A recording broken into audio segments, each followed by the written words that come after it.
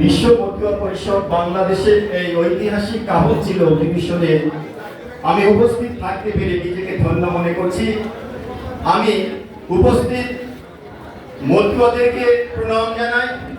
এই মতুয়ারাই আমি মনে করি বাংলাদেশের মতুয়া আন্দোলনের যারা যোদ্ধা, প্রকৃত যোদ্ধা, তাদের একটা নির্যাস, তাদের স্বার্থর প্রতিনিধিত্ব করে আমার সামনে বসে আছে সেই মতুয়ারা, যারা মতুয়া আন্দোলন করতে যে অনেক লাঞ্ছিত, অনেক বঞ্চনার শিকার হয়েছেন। আমি শ্রদ্ধা ভরে তাদেরকে প্রণাম জানাই। আমি এই প্রণামটুকু জানাবার জন্য আমি আজকে উপস্থিত হয়েছি মতুয়া সাহিত্য সমাজ বাংলাদেশের পক্ষ থেকে। আমি এখানে উপবিষ্ট সভাপতি ডাক্তার সুধাংশু শেখর মালাকারকে আমার মতুয়া জীবনের একজন গুরু বা আদর্শ স্থানীয় মনে করি। আমি তাকে শ্রদ্ধা জানাতে এসেছি। আমি শ্রদ্ধা জানাতে এসেছি আমার বড় ভাই, আমার শ্রদ্ধাভাজন দাদা মহাবীর প্রণবকান্তি সরকারকে, যার সঙ্গে ছিল আমার অত্যন্ত হৃদ্যতা। আমি তাকে উদ্দেশ্য করে একটি কবিতা লিখেছিলাম মহাবীর, আমি সেটা এখানে উচ্চারণ করছি না।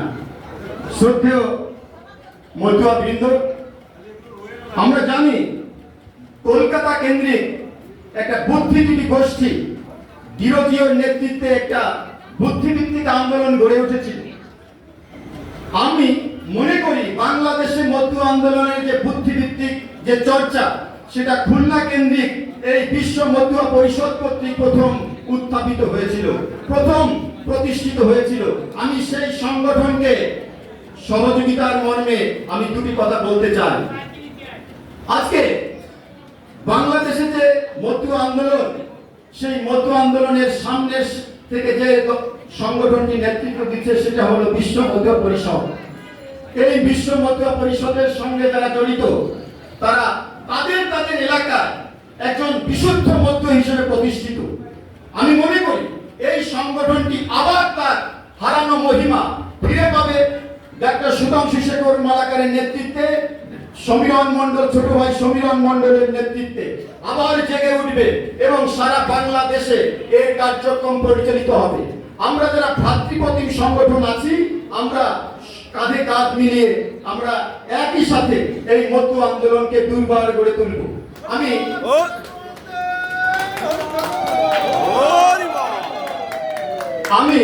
আর সংক্ষিপ্ত দুই একটি কথা বলে শেষ করব, কেননা 4 মিনিটের সময়সীমা নির্ধারণ করে দেওয়া হয়েছে। বর্তমান কমিটির কাছে আমি অনুরোধ করব যে এই মতুয়া আন্দোলন একটা বিশুদ্ধ পর্যায়ে আপনারা নিয়ে আসছেন, কিন্তু আমরা জানি এই মতুয়া ধর্ম বা মতুয়া আদর্শ গ্রহণ করবে যে সনাতনী সম্প্রদায়, আমরা যেন এমন বৃহত্তর সংঘাতে জড়িয়ে না পড়ি যাতে তাদের সাথে সব রকমের ওঠা বসা বন্ধ হয়ে যায়। কেননা আমাদের মানবতাবাদী ধর্ম মতুয়া আদর্শ আমরা যদি বুঝি, তাহলে দেখতে পাই পূর্ণ ব্রহ্ম শ্রী শ্রী হরিচাঁদ ঠাকুর মধ্যপন্থা অবলম্বন করতে উনি নির্দেশ দিয়েছেন। উনি সবসময় সহানুভূতিশীল, সহমর্মিতার বাণী প্রকাশ করেছেন। আমরা সেই আদর্শটুকু হৃদয়ে ধারণ করব। আজকে যেহেতু এখানে সময় সংক্ষেপের জন্য অনেক কথা বলতে পারছি না, আমি আরো একটি কথা বলবো। একটা আদর্শ জগতে প্রতিষ্ঠা পায় তার মৌলিকতার জন্য। জনগণের কাছে সেটা যদি গ্রহণযোগ্য হয় তাহলে সেটা গ্রহণ করে। আপনারা জানেন আজকে ইউরোপে মানুষ ধর্ম ত্যাগ করছে, সেখানে আমরা নতুন একটা আদর্শ প্রচার করছি। যদি সেখানে মিষ্টতা না থাকে, সেখানে যদি প্রেম না থাকে, নতুন কিছু না থাকে, তাহলে এটা গ্রহণ করবে না। আজকে আমরা দেখি সরস্বতী পূজার দিন গুরুচাঁদ পূজা, লক্ষ্মী পূজার দিন শান্তিমাতার পূজা, আমরা এরকম প্রতিদ্বন্দ্বী সৃষ্টিকারী কোনো পদক্ষেপ আমরা যেন না নেই। আমাদের নিজস্বতা যা আছে, আমাদের মৌলিকত্ব যা আছে, গুরুচাঁদের জন্মদিনে তাকে স্মরণ করবো, হরিচাঁদের জন্মদিনে তাকে স্মরণ করবো। অন্যের আদর্শের জায়গায় দাঁড়িয়ে যে অনুষ্ঠানগুলো পূজা করবে, সেখানে আমরা যেন আমাদের কর্মসূচি ধারণা করি, আমাদের জন্য আমাদের নিজস্ব আদর্শ আঁকড়ে ধরি।